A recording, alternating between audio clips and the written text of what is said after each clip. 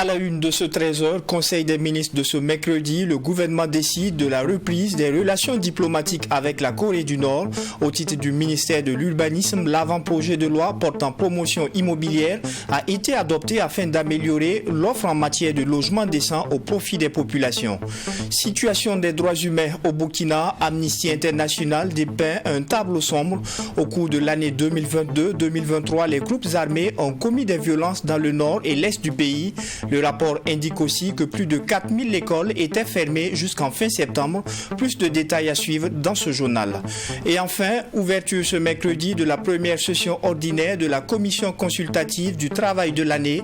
À l'ordre du jour, l'examen de 2 projets de texte qui visent à améliorer les conditions de travail des professions et branches d'activité qui ne sont pas régies par une convention collective. Voilà pour le sommaire. Bonjour et bienvenue à cette session d'information. Les relations entre la Corée du Nord et le Burkina Faso vont bientôt reprendre sur le plan diplomatique. C'est ce qui ressort du Conseil des ministres de ce mercredi présidé par le chef de l'État, le capitaine Ibrahim Traoré. Pour le compte du ministère du Commerce, le Conseil a également adopté un rapport relatif au guide de négociation des traités sur les investissements entre le Burkina Faso et les autres pays. Abdourahim Yeye. Au titre du ministère des Affaires étrangères, de la coopération régionale et des Burkinabés de l'extérieur, le Conseil a examiné et approuvé un engagement pour la nomination d'un ambassadeur de la République populaire démocratique de Corée auprès du Burkina Faso. Selon le ministre en charge des Affaires étrangères Olivier Rwamba, le Burkina Faso a jadis entretenu des bonnes relations avec ce pays qui était un partenaire privilégié sous la période de la révolution d'août 83. Burkina a jadis entretenu de très bonnes relations et c'était même le partenaire privilégié du Burkina Faso pendant la révolution de feu président Thomas Sankara. Et le domaine dans lequel ce pays entend apporter son soutien au Burkina Faso, et c'est notamment dans le secteur de la sécurité à travers l'octroi d'équipements, l'octroi de matériel militaire. Il y a le domaine des mines, le domaine de la santé et le domaine agricole, sans oublier celui de la recherche, où ils entendent aider le Burkina Faso à mener des recherches en vue d'aboutir à l'autosuffisance alimentaire. Pour le compte du ministère du Développement industriel, du commerce, de l'artisanat et des petites et moyennes entreprises, le Conseil a adopté un rapport relatif au guide de négociation des traités d'investissement et relatif au traité burkinabé des investissements. Pour le ministre en charge du commerce, Serge Poda, il s'agit d'un outil juridique très important en matière de négociation des traités sur les investissements entre le Burkina Faso et les autres pays. Leur adoption, le Conseil vient donner à ces cadres de négociation beaucoup plus d'outils qui permettent au Burkina, dans les négociations des traités d'investissement, de tenir compte de l'intérêt général du Burkina Faso et de tenir compte aussi de la problématique des différends qui pourraient advenir dans l'application de ces différents traités-là. Et donc c'est pour nous l'occasion, une fois de plus, de lancer un appel vibrant à tous les investisseurs, des opportunités dans tous les domaines. Dans le domaine de l'agriculture, de l'élevage, de l'électricité, des hydrocarbures, dans beaucoup de domaines, les transports, les infrastructures routières. Il a profité de lancer un appel à tous les investisseurs, en particulier les Burkinabés de la diaspora, qui investissent dans d'autres pays, à bien vouloir revenir participer au développement de leur propre patrie. Au titre du ministère de l'Urbanisme, le Conseil a adopté un avant-projet de loi portant promotion immobilière au Burkina Faso. Selon les explications du premier responsable de ce département, il s'agit des innovations pour permettre d'améliorer l'offre en matière de logement décent au profit des Burkinabés. Explication avec le ministre Mikailou Sidibé. La session du Conseil des ministres du jour a examiné et adopté l'avant-projet de loi portant promotion immobilière au Burkina Faso et autoriser sa transmission à l'Assemblée législative de transition. Cet avant-projet de loi est une relecture de la loi actuelle qui régit la promotion immobilière au Burkina Faso.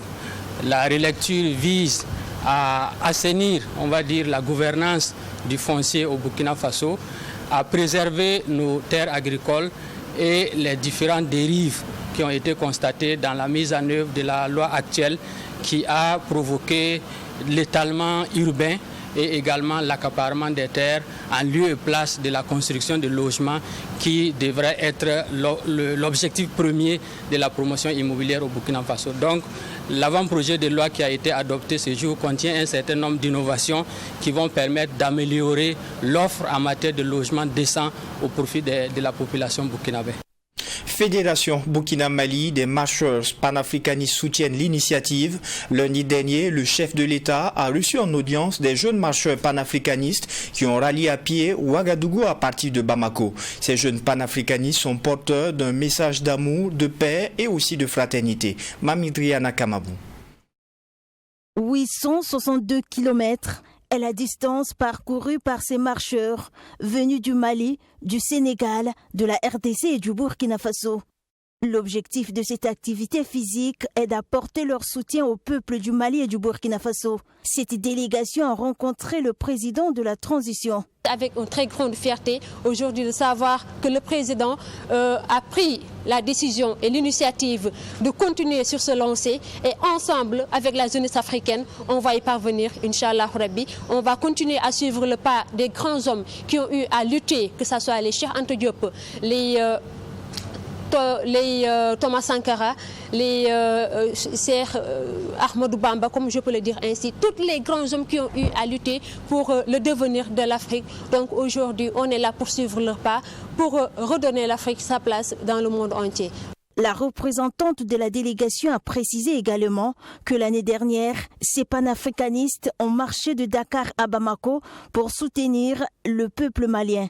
On a fait l'année passée à cette période la marche de 1360 km de Dakar jusqu'à Bamako pour soutenir le peuple frère du Mali face à l'embargo qu'avaient fait la CEDEAO et l'UEMOA.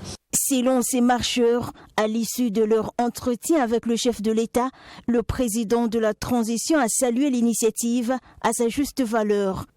La marche Bamako-Ouagadougou est une initiative de deux organisations. Il s'agit du mouvement Veille citoyen du Mali et la coalition Yelema Oronia du Burkina. Elle s'inspire de la marche Dakar-Tietou, organisée chaque année par des jeunes panafricanistes, en hommage au Sénégalais Cheikh Anta Diop, a laissé entendre la représentante des marcheurs. L'ONG Amnesty International a présenté ce 29 mars son rapport 2022-2023 à Ouagadougou. Le rapport révèle des violations graves de droits humains au nord et à l'est du Burkina, aussi bien par les groupes armés terroristes que par les forces de défense et de sécurité. Selon le rapport, le droit à l'éducation, à la santé et à la vie sont constamment violés dans cette situation de crise sécuritaire. Plus de précisions avec Abdourahim Yeye.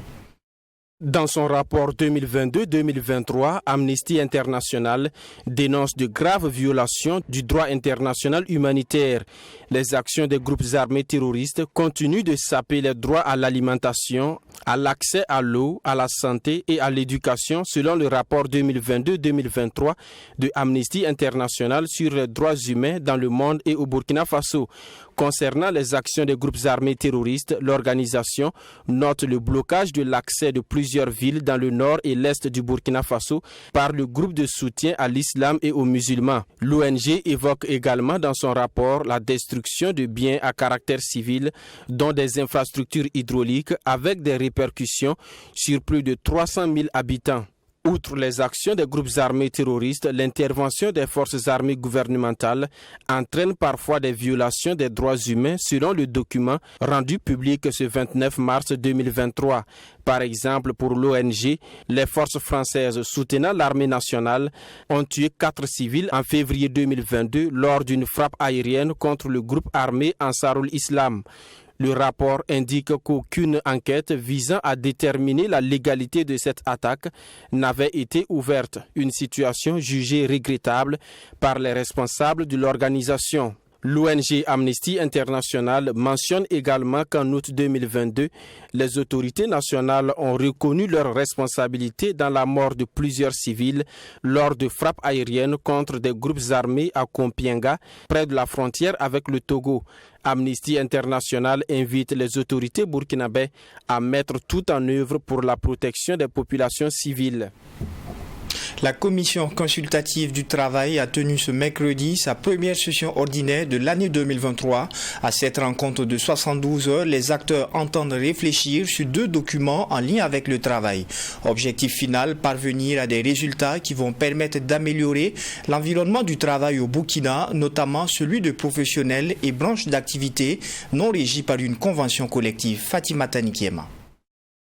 3 jours durant, la commission consultative du travail va examiner tous les articles du projet de décret portant sur les conditions de travail des travailleurs des branches d'activité non régies par une convention collective. L'objectif ici est de prendre en compte l'avis des commissaires afin d'éviter des difficultés dans son application, comme ça a été le cas en 2010, à en croire le directeur général du travail, Roland Sawadogo. Nous avons adopté ce décret en 2010 et au lendemain de l'adoption du décret, il y avait quand même de la part des praticiens des récriminations, notamment l'inadéquation de la classification catégorielle et également l'absence de grille salariale. Donc ce décret ne permettait pas vraiment une bonne mise en application des conditions de travail. C'est pour cela qu'avec l'appui du Bureau international du travail, nous avons organisé un atelier il y a de cela quelques mois où nous avons validé. Le mandat des assesseurs des tribunaux du travail arrive également à expiration en avril 2023. Dans l'optique donc de renouveler la liste de ces assesseurs, il faut que les commissaires émettent un avis sur le projet d'arrêté portant nomination des assesseurs des tribunaux du travail. D'où son inscription à l'ordre du jour de cette session a laissé entendre Mohamed Savadogo, représentant du ministre d'État, ministre en charge de la fonction publique. Nous ignorons le rôle et l'importance des assesseurs dans le fonctionnement des tribunaux du travail et par ricochet dans le règlement contentieux des conflits individuels du travail. Aussi, pour éviter de paralyser les tribunaux du travail, la liste des assesseurs doit être mise à jour après avis de la commission consultative du travail, conformément à l'article 332 du Code du travail. Je vous exhorte, mesdames et messieurs, les membres de la CCT, à un examen sans complaisance des textes qui vous sont soumis en vue de leur adoption. Cette première session de la commission consultative du travail connaît la participation de 41 personnes composées d'employeurs, de travailleurs et de personnes ressources des ministères de la Justice et de la fonction publique. Les environnementalistes ne sont pas contents de leur affectation dans les administrations paramilitaires des eaux et forêts. Réunis au sein du syndicat national des environnementalistes de l'État, ils ont rencontré ce mardi le ministre en charge de la fonction publique à qui ils ont remis une plateforme revendicative. Nadine Zongo. 17 bougies allumées ici à l'entrée principale du ministère de la fonction publique par des membres du syndicat national des environnementalistes pour dénoncer 17 ans d'injustice, selon ce syndicat, au sein du ministère de l'Environnement. Ces hommes et femmes ne supportent pas que des environnementalistes travaillent sous le commandement de cadres paramilitaires des eaux et forêts. Cette organisation est à la limite, selon Lengane Kipsapol et ses camarades, un détournement des attributions du corps civil environnementaliste. Ils appellent à une bonne gouvernance du ministère de l'Environnement. Depuis 17 ans, nous nous trouvons dans des administrations paramilitaires des eaux et forêts où nous sommes des subordonnés de façon systématique d'une hiérarchie paramilitaire.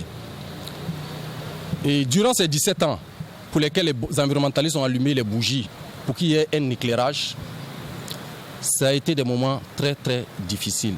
Et cela continue toujours. Nous avons donc décidé que le gouvernement puisse se pencher sur la question très sérieusement, car il ne convient pas que des civils se retrouvent dans des administrations qui sont étrangères à les missions civiles. Reçus par le ministre en charge de la fonction publique, Basson Mabazié, ces derniers ont transmis leur message.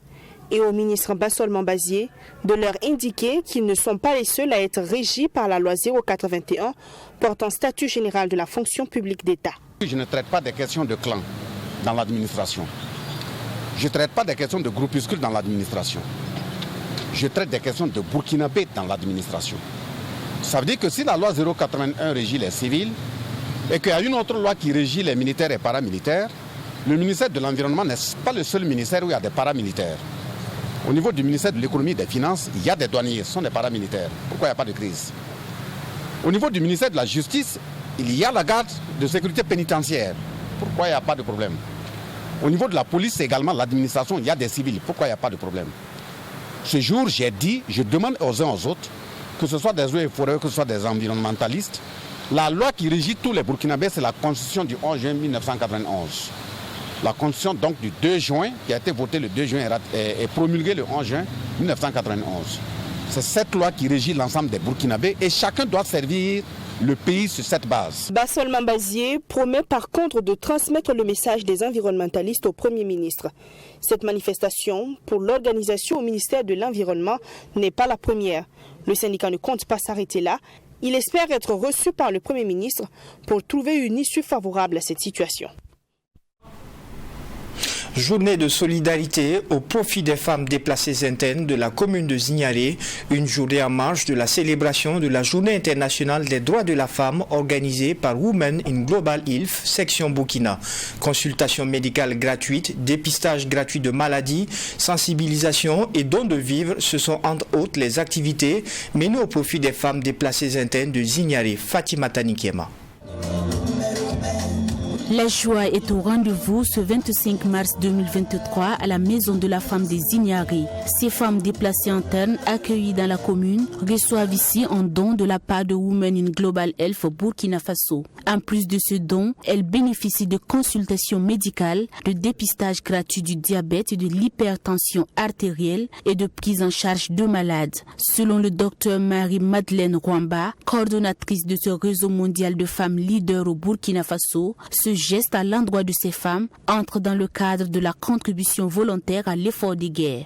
Nous avions apporté 3 tonnes et demi de riz, 14 bidons de 20 litres d'huile, 76 savons, un carton de 24 pains.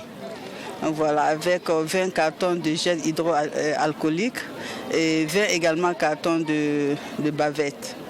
C'est une journée de solidarité qui a vu le jour grâce à l'accompagnement du ministère de la Santé et de l'Hygiène publique, de la CAMEG, des autorités locales dont le gouvernorat de la région du Plateau central. Le représentant du gouverneur Amidou Soré et la représentante des femmes déplacées internes Awa Ouedraogo traduisent toute leur reconnaissance à Women in Global Health Burkina Faso. Notre région, qui j'en suis sûr, n'est que la première, accueille plus de 45 000 déplacés internes par la force des événements. Ce don en vivres, matériel et médicaments est le bienvenu et allégera un tant soit peu le fardeau de nos sœurs. Nous sommes contentes et nous remercions les donatrices du jour.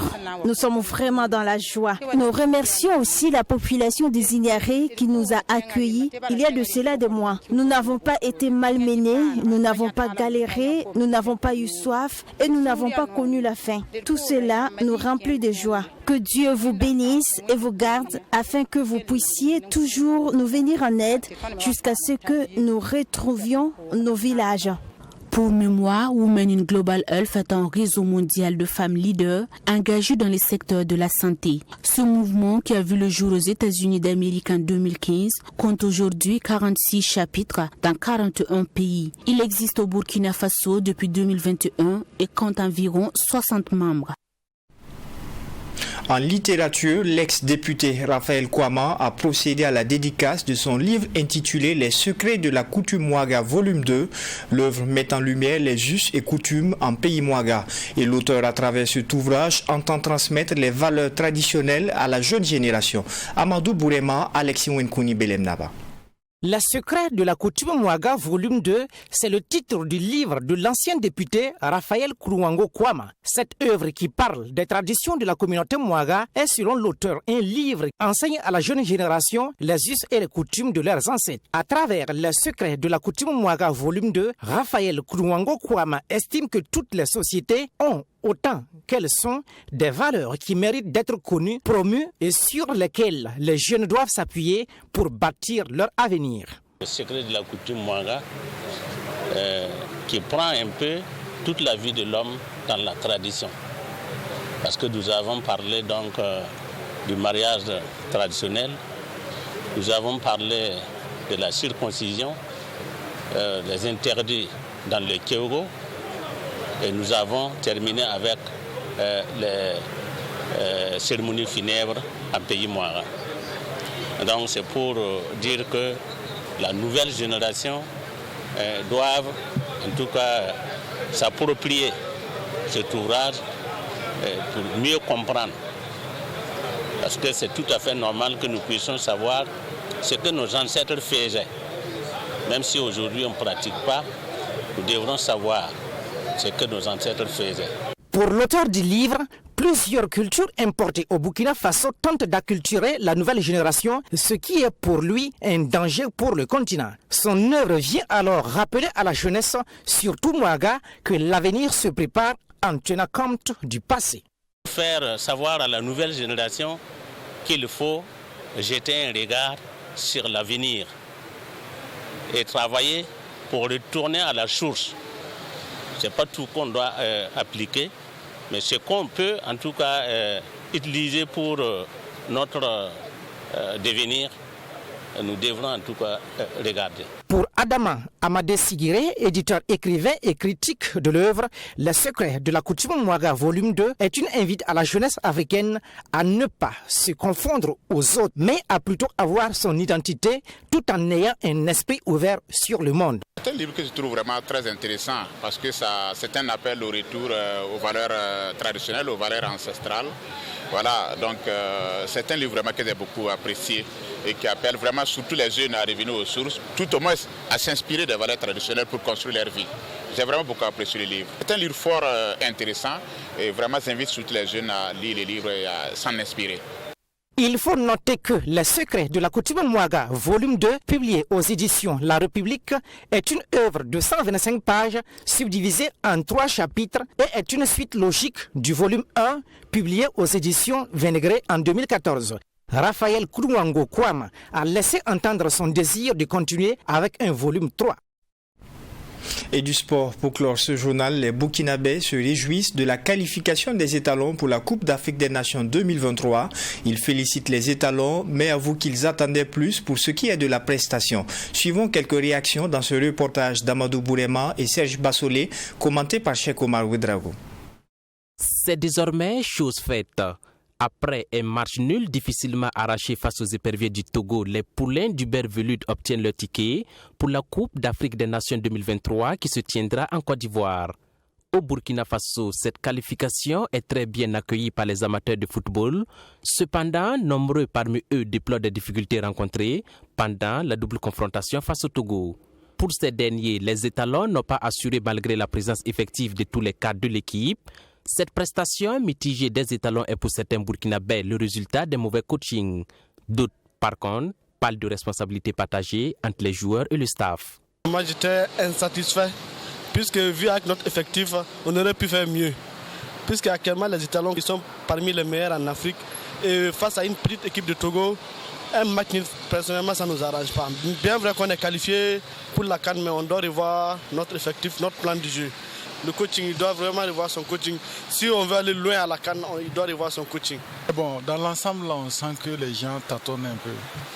Ça piétine, je ne sais pas pourquoi, alors que tous les professionnels sont là, tous les blessés sont là. Le premier match, le match aller même a été pire même. Donc on a cru hier là, en premier mi-temps que bon, avec l'entame là, ça allait être bien, mais après on s'est rendu compte encore que, bon, je ne sais pas, est-ce qu'il y a une complicité qui manque entre les différents joueurs là? Est-ce que l'entraîneur est en train de chercher vraiment le juste milieu? Ça a été une victoire pathétique au fait. parce qu'on n'a pas senti l'entraîneur qui dirige une équipe en fait. Je peux dire qu'il n'avait pas assez d'énergie pour diriger les joueurs sur le terrain. Et bon, enfin, j'ai vu que les joueurs se sont laissés eux-mêmes au fait. On dirait qu'ils ne sont pas venus pour une compétition. Les attentes des supporters vis-à-vis des poulains d'Hubert Velud sont nombreuses, mais ils ont espoir qu'avec ces jeunes joueurs professionnels, le Burkina Faso peut espérer remporter sa première Coupe d'Afrique des Nations en terre ivoirienne. Le Burkina Faso a joué une finale, on a été deuxième, on a joué troisième. Bon, je ne vois pas qu'est-ce qui peut nous penser de ramener la coupe. Avec l'aide de Dieu, on peut ramener la coupe. Les joueurs qu'on a là, bon, les autres aussi ne dépassent pas nous comme ça. On peut ramener la coupe. En tant que Burkinabé, nous, on souhaite qu'on l'amène. Voilà, nous voulons qu'on l'amène. Voilà, allez la Burkina Faso, nous voulons que ça soit ballon quoi, nous voulons la coupe là. Voilà, maintenant, bon, on est au niveau quoi. On ne veut pas que ça baisse encore. Voilà, et nous avons bien travaillé pour amener le couple là. Ce couple là, nous veut. J'ai l'impression toujours qu'il y a un joueur, quand il est là, il pèse beaucoup sur l'équipe. Je ne sais pas pourquoi. Je ne veux pas jeter l'anathème sur lui, mais tout le monde sait qui c'est. Voilà. Donc en terrain, vraiment, en tant que capitaine, il devrait travailler vraiment. J'ai l'impression qu'il alourdit l'équipe. Pour les amateurs du football, la qualification est acquise certes, mais Hubert Velud doit revoir le management de son équipe et mettre les postes en concurrence. Après cette 4e journée des éliminatoires de la CAN 2023, les Étalons se positionnent leader de la poule B avec 10 points. Et c'est tout pour cette session d'information. Merci de l'avoir suivi. Excellent après-midi en compagnie des programmes de la télé interactive.